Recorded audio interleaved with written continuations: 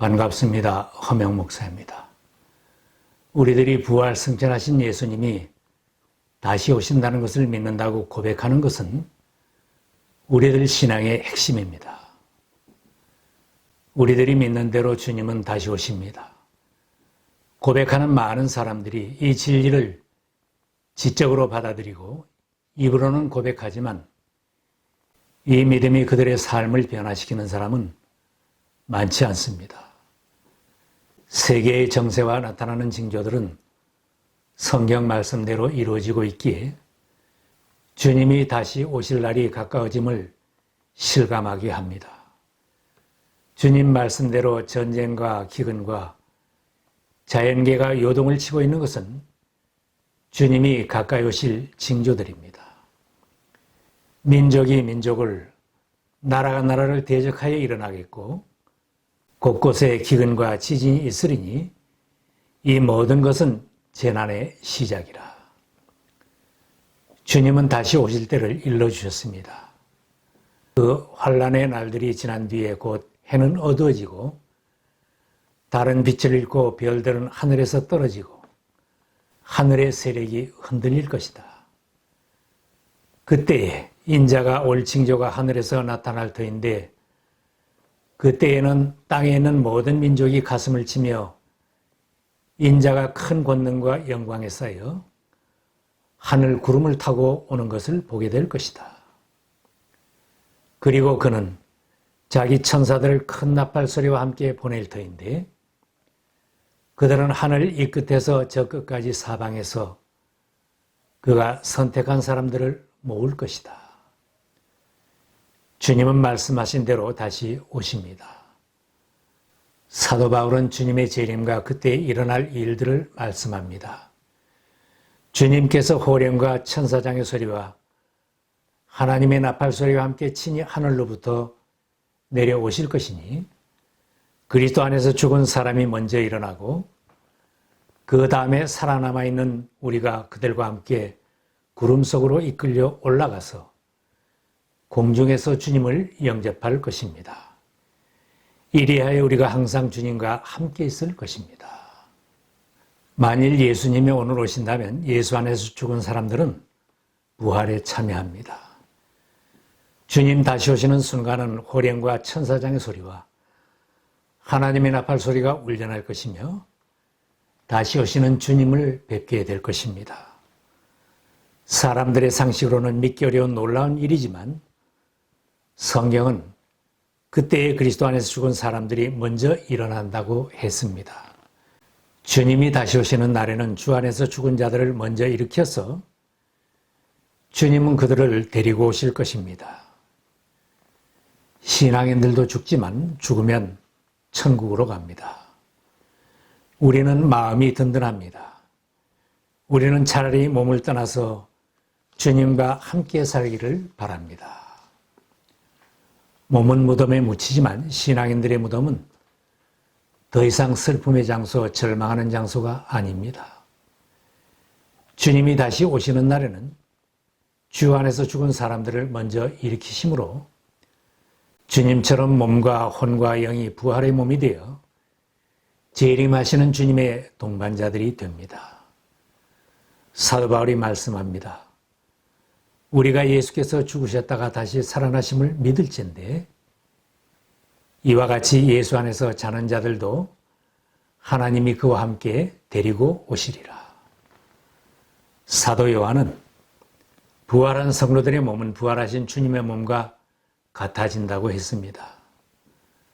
사랑하는 여러분, 이제 우리는 하나님의 자녀입니다.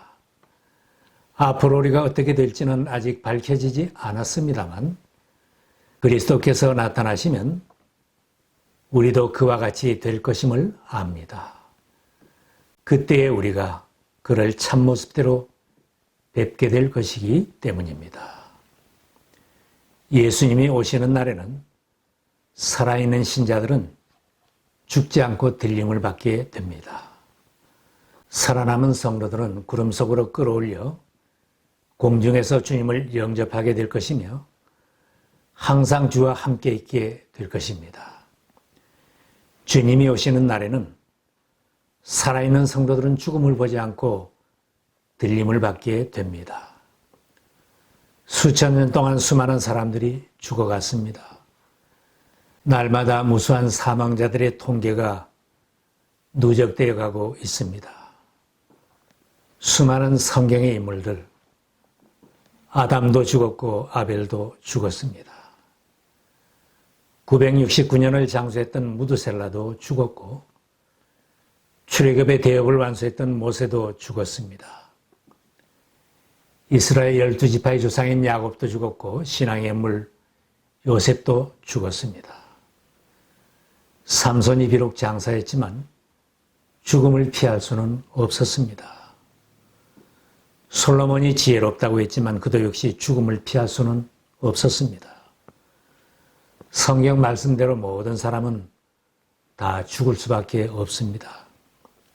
사람이 한 번 죽는 것은 정해진 일이요. 그 뒤에는 심판이 있습니다. 그러나 모든 신자들이 다 죽는 것은 아닙니다. 주님 다시 오시는 날에는 살아있는 성도들은 변화되어 들림을 받고 공중에서 주님을 영접하게 됩니다. 우리가 다 잠들 것이 아니라 다 변할 터인데 마지막 나팔이 울릴 때에 눈 깜빡할 사이에 호련히 그렇게 될 것입니다. 나팔 소리가 나면 죽은 사람은 썩어 없어지지 않을 몸으로 살아나고 우리는 변할 것입니다. 성경에는 죽음을 보지 않고 들려 올라간 인물 에녹과 엘리야에 대하여 기록하고 있습니다. 에녹은 하나님과 동행하다가 사라졌다. 하나님이 그를 데려가신 것이다. 주님께서 엘리야를 회오리 바람이 실어 하늘로 데리고 올라가실 때가 되니 엘리야가 엘리사를 데리고 길갈을 떠났다. 그들이 이야기를 하면서 가고 있는데 갑자기 불병거와 불말이 나타나서 그들 두 사람을 갈라놓더니 엘리야만 회오리 바람에 싣고 하늘로 올라갔다. 에녹과 엘리야처럼 주님 오시는 날에는 살아있는 모든 신자들은 죽음을 보지 않고 호련히 변화되어 들림을 받을 것입니다. 예수를 구주로 믿고 하나님의 자녀가 된 인생들에게 놀라운 축복입니다. 주님은 불시에 오신다고 하셨으니 오늘 오실지도 모르는 것입니다. 주님은 아무도 멸망하지 않고 모든 사람이 다 구원받기를 원하시기에 지금까지 오래 참으시고 기다려 주셨습니다. 천년을 하루같이 참아주셨지만 다시 오실 그날은 분명히 정해 두셨습니다. 그날과 그때는 아무도 모르나니 하늘에 있는 천사들도 아들도 모르고 오직 아버지만 아시느니라. 주님 다시 오시기로 정하신 그날은 속히 이루어질 것이며 불시에 이루어질 것입니다. 요한계시록에는 부활하신 주님께서 사도 요한에게 주신 말씀이 있습니다. 내가 진실로 속히 오리라. 이 말씀대로 주님은 속히 오실 것입니다. 주님은 밤에 도적이 오는 것 같이 불시에 갑자기 임할 것이며 잉태한 자가 해산하는 것처럼 생각하지 못한 때에 찾아오실 것이므로 준비된 신앙으로 깨어있으라고 당부하셨습니다. 그러므로 깨어있어라. 너희는 주님께서 어느 날에 오실지를 알지 못하기 때문이다. 그러므로 너희도 준비하고 있어라. 너희가 생각하지도 않은 시각에 인자가 올 것이기 때문이다. 만일 주님이 오늘 오신다면 부끄러움을 당하는 사람도 있을 것입니다. 불시에 주님이 다시 오시더라도 주 안에 거하며 주님 맞을 준비를 하고 믿음으로 사는 사람은 심판주로 오시는 주님을 신부가 신랑을 맞이하듯 기쁜 날이 될 것입니다. 그러나 그때까지도 돌아오지 않는 사람들과 참으로 거듭나지 못한 사람들에게는 부끄러움을 당하며 심판을 면할 수 없는 슬픈 날이 될 것입니다. 믿음이 없이 분노하고 다투는 중에 주님이 오신다면 부끄러운 순간입니다. 방탕하고 음란한 모습이나 추악한 모습으로 살다가 하나님의 나팔 소리를 듣는다면 두려운 순간이 될 것입니다. 우리의 삶은 오늘 주님이 다시 오신다고 해도 아멘 주 예수여 다시 오시옵소서 하고 기쁨으로 주님을 영접하는 삶이 되어야 합니다. 주님이 깨우쳐 주셨습니다. 내가 진정으로 너희에게 말한다. 이 세대가 끝나기 전에 이 모든 일이 다 일어날 것이다. 하늘과 땅은 없어질지라도 내 말은 절대로 없어지지 않을 것이다. 너희는 스스로 조심해서 방탕과 술취함과 세상살이의 걱정으로 너희의 마음이 짓눌리지 않게 하고 또한 그날이 덫과 같이 너희에게 닥치지 않게 하여라. 그날은 온 땅에 사는 모든 사람에게 닥칠 것이다. 그러니 너희는 앞으로 일어날 이 모든 일을 능히 피하고 또 인자 앞에 설 수 있도록 기도하면서 늘 깨어 있어라. 다시 오시는 주님을 영접하려면 어둠에 있지 말고 빛 가운데 사는 사람이 되어야 합니다. 성도들은 본질적으로 빛의 아들이기에 빛되게 살아야 합니다. 너희가 전에는 어둠이었더니 이제는 주 안에 빛이라. 빛의 자녀들처럼 행하라. 모든 죄악의 요소를 끊어버리고 그리스도의 빛을 받아 빛을 발하며 의롭고 경건하게 살아야 합니다. 이렇게 사는 길이 다시 오시는 주님을 기쁨 중에 맞이할 수 있는 길입니다. 우리는 급변하는 환경의 변화와 죄악이 만연된 세상에 살아도 정신을 차리고 살아야 합니다. 만물의 마지막이 가까웠으니 그러므로 너희는 정신을 차리고 근신하여 기도하라. 사도 바울도 깨우쳐 줍니다. 여러분은 지금이 어느 때인지 압니다. 잠에서 깨어나야 할 때가 벌써 되었습니다. 지금은 우리의 구원이 우리가 처음 믿을 때보다 더 가까워졌습니다. 우리의 잠자던 신앙을 깨우고 기도하는 사람만이 주님을 맞이할 수 있습니다.